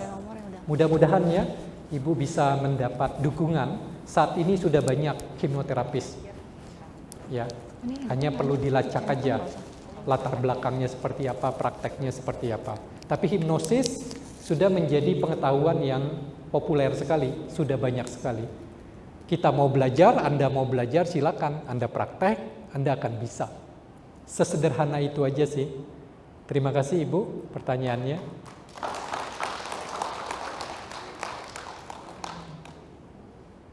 Makasih Romo. Ya Ibu. Saya Erna. Saya pertama-tama ingin mengapresiasi ke Women's Dharma Club. Beberapa tahun yang lalu sebelum COVID, di saat saya lagi down, jujur saya sangat terbantu dengan sering-sering mendengarkan ini, sehingga saya tahu bahwa kita memang tidak mungkin merubah seseorang kecuali kita merubah sudut pandang kita terhadap satu masalah. Nah itu nolong banget buat diri saya. Nah di sini saya ingin yang semacam memberikan saran ke Women's Dharma Club. Kan sekarang ini kita internal untuk lingkungan Buddhis gitu. Apakah mungkin kita sharing keluar, kita masuk ke daerah-daerah pelosok yang perlu bantuan gitu, seperti ilmu parenting atau apa? Karena ini saya mau ungkapin aja Pak itunya, apa yang di pikiran saya. Karena kalau kita biasa kan melakukan kayak baksos apa, itu sebenarnya kan memberikan satu obat panadol aja terhadap pemikiran gitu kan, ya Pak ya. Tapi kalau kita memberikan kayak begini, pengetahuan begini, mungkin kita bisa memberikan jalan keluar untuk mereka. Langkah awal keluar dari kemiskinan kan pendidikan. Jadi semacam kita beri parenting ke orang tua supaya didik anak dengan baik, bla. Tapi sebelum nyampe ke situ juga saya penuh keraguan, karena saya pernah mendengar kita tidak mungkin merubah seseorang. Dan apakah cara ini menurut Pak Tony membantu atau kita pasangkan saja kita sampaikan? Karena kan tergantung dari individu yang mendengar. Apakah dia mau merubah kan tidak tergantung gitu. Jadi menurut Pak Tony gimana? Apakah ini efektif atau sangat tidak mungkin gitu? Itu aja. Oke, Bu Erna, terima kasih apresiasinya ya. Kita semua berikan tepuk tangan ke Bu Erna. Juga tepuk tangan apresiasi kepada women ya mestinya ya, karena jamak ya, Women's Dharma Club. Berarti program-program dijalankan berhasil. Apresiasi ya. Kalau pertanyaan Ibu, apakah cara seperti ini berbagi pengetahuan, tips, praktis lebih cocok? Masalahnya adalah persoalan atau permasalahan yang di luar di masyarakat banyak, itu juga banyak. Enggak bisa dipukul rata. Belum tentu mereka kebutuhan di depan matanya itu pengetahuan.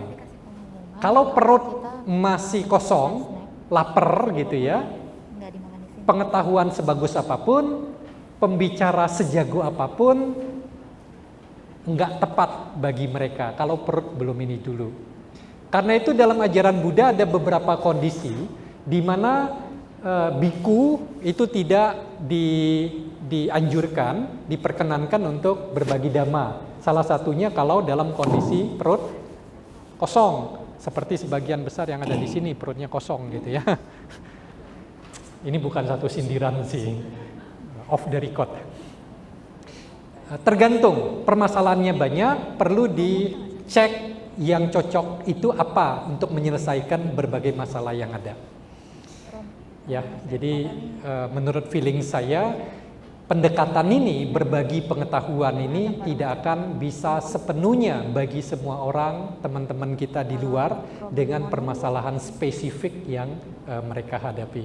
Mungkin cocok, tapi untuk sebagian saja.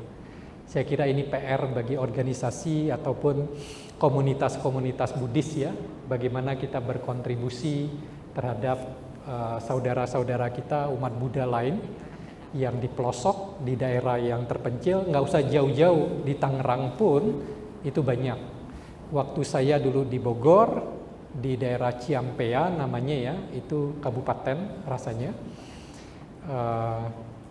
Banyak umat Buddha yang memang lebih sulit daripada orang yang non-Buddhis gitu ya. Bagaimanapun terima kasih Bu Erna atas apresiasinya ya bagi Women's Dhamma Club.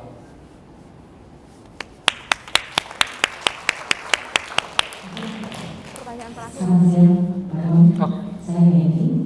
Ya. Saya baru pertama kali ikut Women's Club. Saya diundang oleh Cibibi. Ternyata materi yang dibawa Pak Tony bagus banget.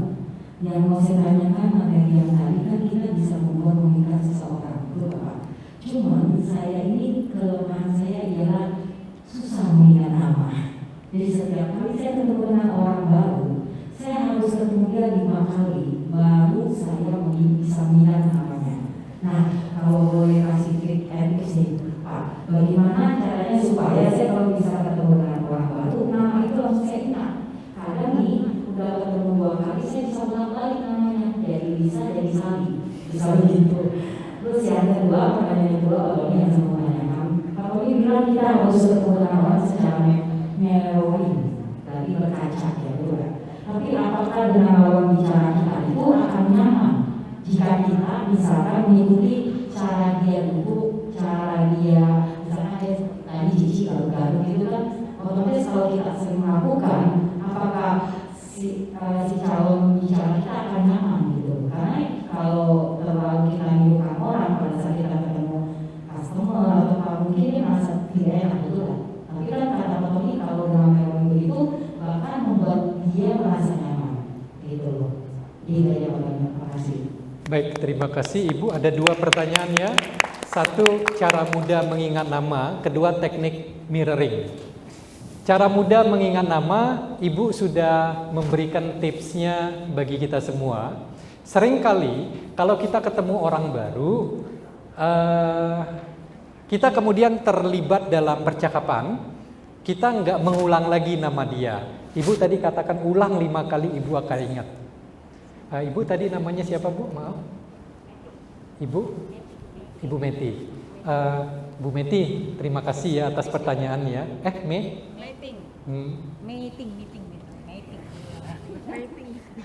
Meeting ya. Bu Meeting, ternyata baru sekali ini ya hadir di sini ya. Kita terima kasih ya, Bu Meeting bersedia untuk hadir dan bahkan mengajukan pertanyaan. Ngomong-ngomong Bu Meeting, jadi harus ini ya, mengalokasikan waktu khusus ya. Susah nggak bagi Bu Meeting untuk mengalokasikan? Kayaknya sih oke lah ya, karena saya ya. banyak banget. Wow. Ini kayaknya saya bisa materinya Pak Tony saya bisa share juga. Terima kasih Bu Meeting. Merasakan nggak perbedaan? Saya mengulang-ulang nama beliau, sebenarnya bagi saya itu untuk mememorikan. Kalau saya bilang, Ibu, terima kasih ya sudah datang, pasti nggak gampang-gampang nih untuk ngatur waktunya. Lain kali Ibu datang lagi, kenapa saya hanya panggil Ibu aja gitu kan? Saya ulang lagi Bu Meeting, Bu Meeting. Sebetulnya karena ingatan itu, kan tadi Bapak sudah membantu mengingatkan kita ya, pikiran sadar 12%. Bawah sadar 88%. Jadi kita itu harus menggunakan bawah sadar kita. Salah satu cara memasukkan ke bawah sadar itu repetisi, pengulangan. Dengan cara saya mengulang tadi, saya sebetulnya menggoreskan atau memasukkan ke bawah sadar.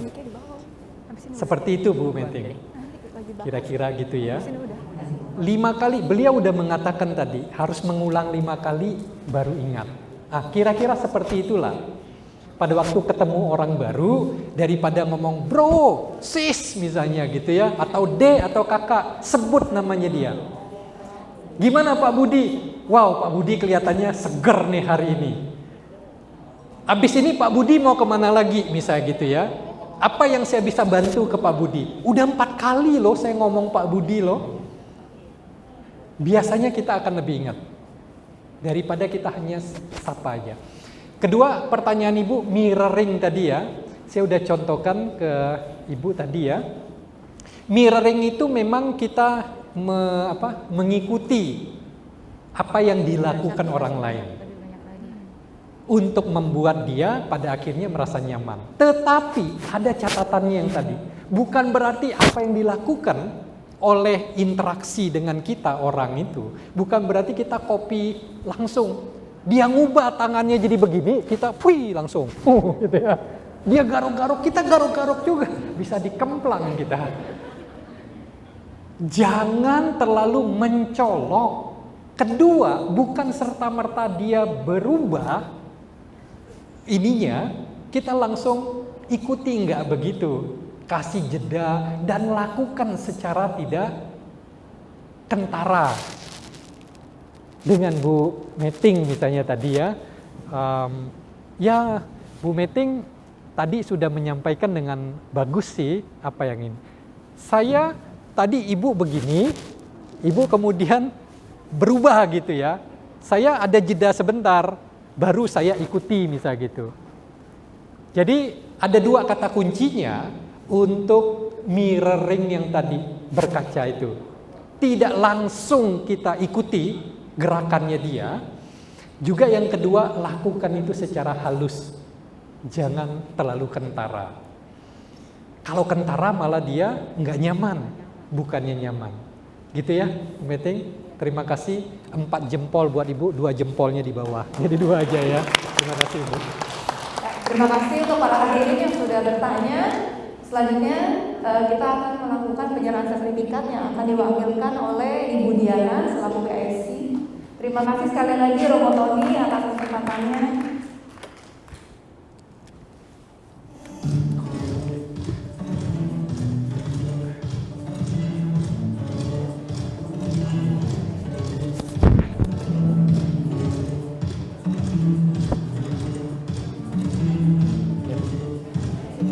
Yuk.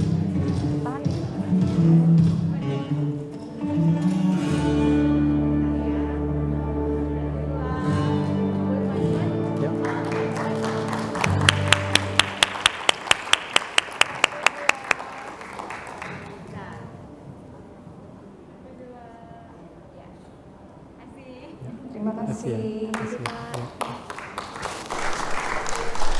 Ya, pasti yang malu-malu yang kencang sekali Bapak Ibu. Oke, selanjutnya untuk Bapak Ibu yang tadi sudah bertanya, silakan naik ke panggung ya, akan diberikan hadiah langsung oleh Romo, langsung diberikan hadiahnya. Silakan naik ke panggung. Siapa tadi ya, Cimenting, Cilicien, Cimatini, Cerita.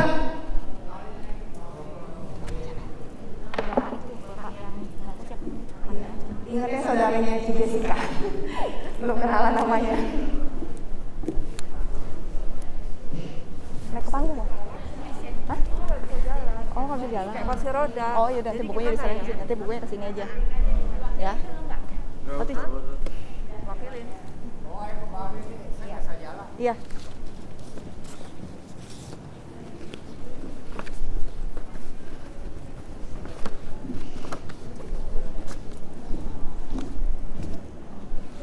Sudah. Oh, naik agak susah ya. Iya, iya, oke. Ya, diberikan. Oke. Ini ibu-ibu semua ya. Terima kasih sudah berkenan hadir dan bertanya ya. Ini bukunya beda-beda ya? Iya. Ibu nggak apa-apa menerima berbeda atau mau disamakan? Oke, Ibu kasih ya, Bu Ena ya.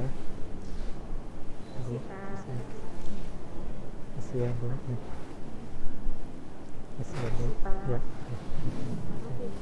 Berikan aplaus teman-teman.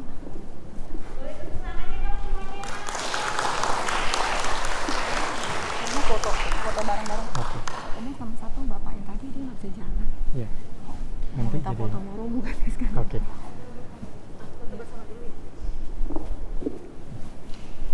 Senyum.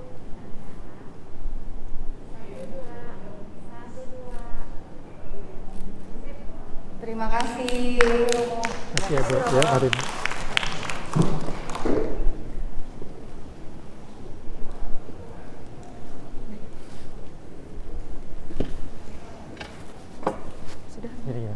saya balik lagi. Iya, udah tinggal lagu Dana Paramita sih. Oke, silakan. Foto bersama soalnya Romo. Oh iya. Foto dulu ya. Ya, selanjutnya kita akan sesi foto bersama ya, Bapak Ibu. Ya, untuk Bapak Ibu silakan merapat ke panggung.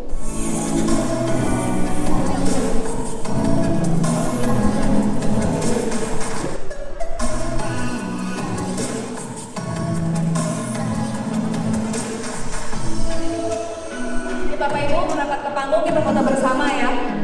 Maskernya tetap dipakai.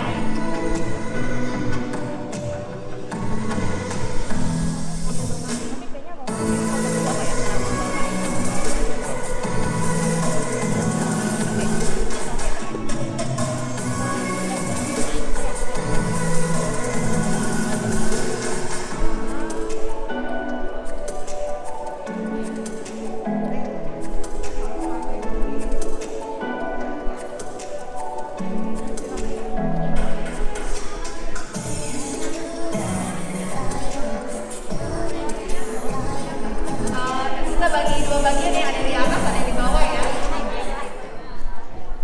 Ya, yang masih, ya, ada yang duduk di sini ya. Baik. Yang pengen nyaman, silakan duduk. Ya, silakan.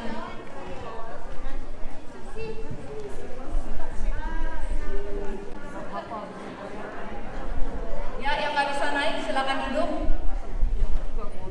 Bangku spesial.